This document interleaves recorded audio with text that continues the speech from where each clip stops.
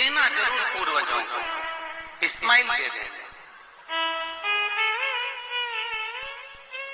लोग कहते हैं ये 16 दिन अच्छे काम नहीं करना चाहिए, 16 दिन ये मत लो, 16 दिन वो मत लो। कौन सी पुराण में लिखा है? एक बार मुझे वो पुराण जरूर बताना कि 16 दिन ये सामान मत खरीदना, 16 दिन ये चीज मत लेना। क्योंकि शिव महापुराण में और शास्त्रों में वर्णन आता है कि 16 दिन श्राद्ध के हैं, ये पूर्वजों के हैं। आप पूर्वजों का नाम लेकर अपने पितरों का स्मरण कर कर तुम्हारी मर्जी पड़े वो खरीदो, तुम्हारी मर्जी पड़े वो ला, और सबसे पहले उन पूर्वजों को सम्मान पूर्वक वो वस्तु समर्पित कर दो कि आपकी है, आपको संभालना है, आपने दी है, आपके द्वारा आई है। पूर्वज खुश होंगे।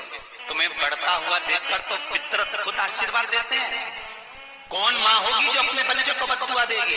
कौन पिता होगा जो अपने बच्चों को बद्दुआ देगा?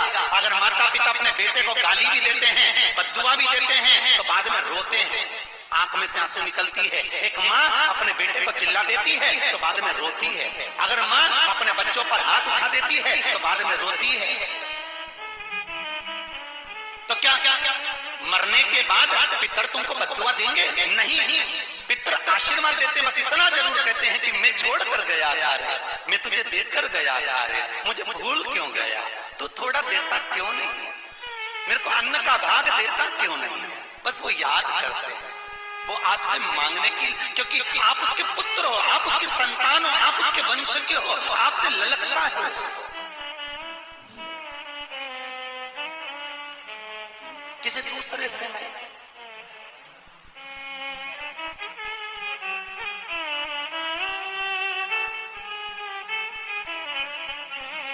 प्रेम दीजिए।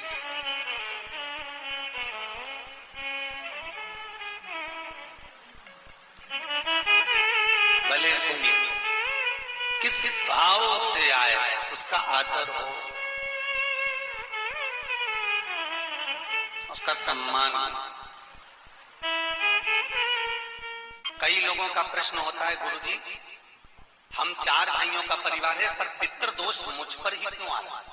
मैं ही क्यों तकलीफ भोग रहा हूं? मेरे को ही क्यों कष्ट आ रहा है? मेरे ही क्यों पांव दुख रहे हैं? मेरे घर में क्यों ऐसी परेशानी आती है? सबकी सब तो सुखी है। ध्यान रखना, पितरों का जिससे लगाव होता है और जिसको पितरों ने दिया होता है, पूर्वजों ने दिया होता है, भगवान ने दिया होता है, लालसा उसी से होती है। भीख मांगने वाला, भिक्षा मांगने वाला भिखारी भी होता है, भिक्षुक भी होता है। तो गाड़ी देख लेता है कि 4 व्हीलर गाड़ी से आया है तो सेठ जी 10 रुपया देगा।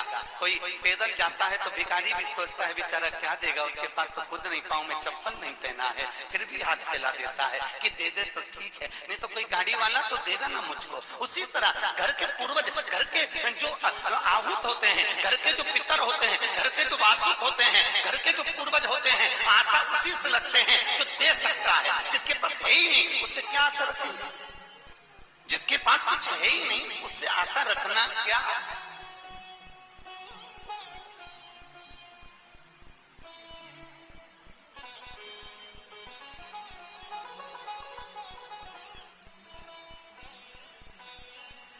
कई लोग कहते हैं गुरुजी हमारे पास देने के लिए कुछ भी नहीं, हम हमारे पूर्वजों को क्या? मत दो ना, इस्माइल तो दे सकते हो।